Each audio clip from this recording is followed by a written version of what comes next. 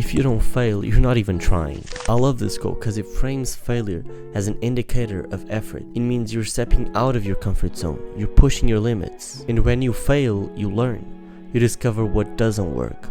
But more importantly, you find out what does.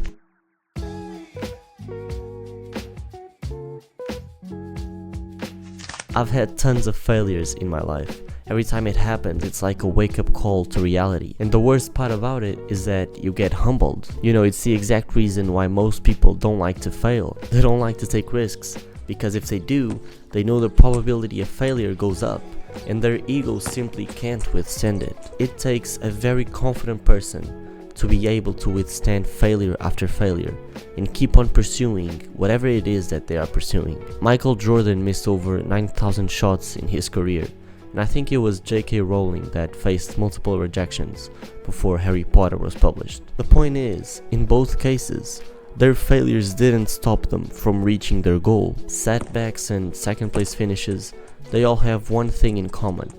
They suck, but they teach us resilience, they build character. This YouTube channel, for example, has been a very humbling experience.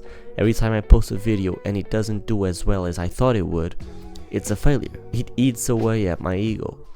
But for me, that's the fun part, seeing how much of it I can take, seeing how much I can handle. We already know society perceives your value based on what you can achieve. But the real question is, do you do the same? I used to only be happy with myself if I was accomplishing the things I wanted. This approach, however, had one big flaw. If I failed, my little ego couldn't handle it. I perceived my value based on what I could achieve. So I only pursued the easy. I stayed inside of my comfort zone, which, sure, it made me fail less, but that's because I was only doing the things that I was already good at, which in turn halted my progress. I wasn't aiming high enough because I was afraid. Nowadays, I have a bit of a more healthy approach to it. I don't perceive my value based on what I achieve, but on how hard I tried. I can fail all I want without destroying myself mentally, as long as I can say, I gave it my best. I changed my perspective. I now see failure as a learning opportunity, and simply repeating an action isn't enough.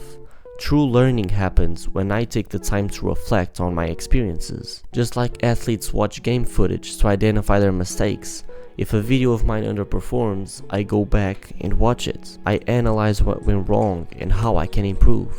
And yeah, it sucks. It's boring to go back and analyze why you failed. But without it, you'll simply keep making the same mistakes. Analyzing your failures allows you to gain insights that you wouldn't get from just doing. It helps you understand the underlying reasons for your mistakes. And crucially, it prevents you from repeating them in the future. Failure is good, as long as it is caused by different reasons. If you're constantly failing because of one and one reason only, well then failure is no longer a way of learning.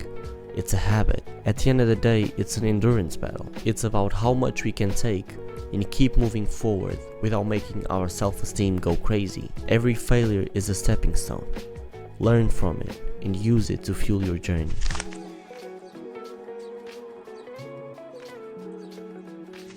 Emotional volatility is a huge part of failing. It's like an emotional roller coaster. One day everything is perfect. It feels like you're on top of the world. And then just a couple days later, all it takes is one failure and you feel awful. Everything that can bring you immense happiness can also make you extremely sad. If you lose a watch that you didn't really care about, didn't really like it anyway, it may be a drag, but you move on quite easily. However, if it was a special watch, gifted to you by a special someone, and you really loved it, if you lose it, you're not going to be able to move on that easily.